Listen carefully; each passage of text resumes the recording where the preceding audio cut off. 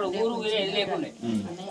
ఈ మధ్యలో ఈ గుట్టలన్నా ఇవంతా లక్కమేడలు కూడా ఇక్కడ దగ్గర రాములవారు తిరిగినటువంటి స్థలాలు ఇవన్నీ ఇటు ఉండే. అయితే మునీశ్వరులు ఈ ప్రాంతం అంతా తిరుగుకుంటూ ఉండేదంట. అయితే వాళ్ళు ఏం చేసేదంటే ప్రతి నిత్యము సాయంత్రం కాలంలో సంధ్య వరుసుకున్న తర్వాత తిరుపతికి విశ్వరూపంతో పోయి వాళ్ళు దర్శనం చేసుకుని వచ్చేదంట. అయితే అక్కడ జనం పెరిగింది కదా, స్వామివారు ఇక మేము రాలేమో మనసులో అనుకున్నారేమో, ఆయన కూడా వచ్చేది ఉన్నది. ఆయన ఎక్కడైతే సందు దొరుకుతుందో అక్కడ ఒత్తాలి కూడా. అమ్మవారు లక్ష్మిని తీసుకురావాలి.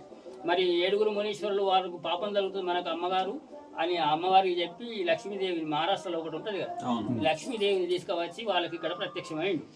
అయితే 300 సంవత్సరాలు ఆ చెట్టు బొట్లకి వెళ్ళి పాలు పడేది. అక్కడ బొట్లు తులసమ్మ లాగా ఉన్న చోటు మీద ఆ హోల్న దాంట్లో నుంచి పాలు పడేది. ఇక్కడ పాలు పడితే ఆ పాలు ద్వారా వాళ్ళు అభిషేకం చేసేది రాత్రిపూట. అందుకే పండుకోరు ఇక్కడ రాత్రిపూట. వాళ్ళు అభిషేకం చేసి పూజలు భజనలు కీర్తనలు నడిచేది. ఎట్లా అంటే దాని నిర్ధారణ ఏంటంటే మీ చెన్నూరులో జగన్నాథ కాదు, వేమనపల్లి చెల్లయ్య గారును ఆ చెన్నూరు ఆయన మధ్యస్థలేదు. వాళ్ళిద్దరు పెద్ద మనుషులు. అంటే నేను అప్పుడు చిన్నగుంటి. వాళ్ళు వస్తే ఆ చేనులో వండుకునేది. ఇక్కడ ఈ లోపల వండుకునలేదు. ఆ చేనులో వండుకుంటే ఇక్కడ భజన భజంత్రాలు వినబడేది. నేను చిన్నగుంటి కాబట్టి నేను పండుకునేది. మా అమ్మ ఇక్కడ 50 సంవత్సరాలు చేసింది, మా తల్లి చేసింది.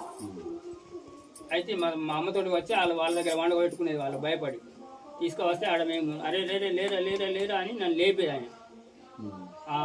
ఆయన లేపి భజన వినబడతాను విను అని చెప్పేది. మేము చూసినాం, నిర్ధారణకు మేము చూసినాం. ఈ చేనులో వండుకుంటే రాత్రి 11-12 ప్రాంతంలో పెద్దపులి వచ్చి ఒక ప్రదక్షిణ చేసిపోయేది. మేము చూసినాం. అది కళ్ళు లైట్లు వస్తాయి. తర్వాత 12-12:30కు ఒక్కసారి గర్జించేది. ఒక్కసారి సౌండ్ పెద్దగా వచ్చేది.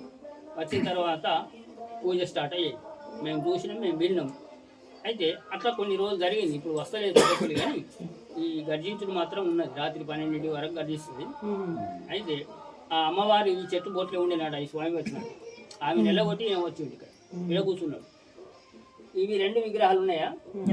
ఈ 2 విగ్రహాలు లోన ఉన్నాయి. వాస్తవం చెప్తాను, లోన ఉన్నాయి. అవి బంగారు విగ్రహాలు 2.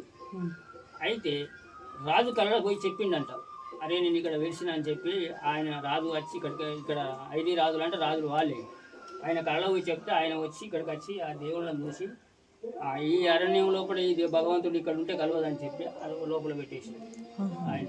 మరి ఆయన కళలో కూడా చెప్పిండ తెలియదు, కానీ ఆ లోపల పెట్టేసి దీనికి ఇక్కడికి కూడా రావటం జరిగింది. ఈ పూజలు చేయటం ఇదంతా ఏం చూసింది. మన జనం వస్తే టీవీలో అయితే అన్నీ అవుతాయి కదా, సీసీ కెమెరాలు ఉంటాయి, అన్నీ ఉంటాయని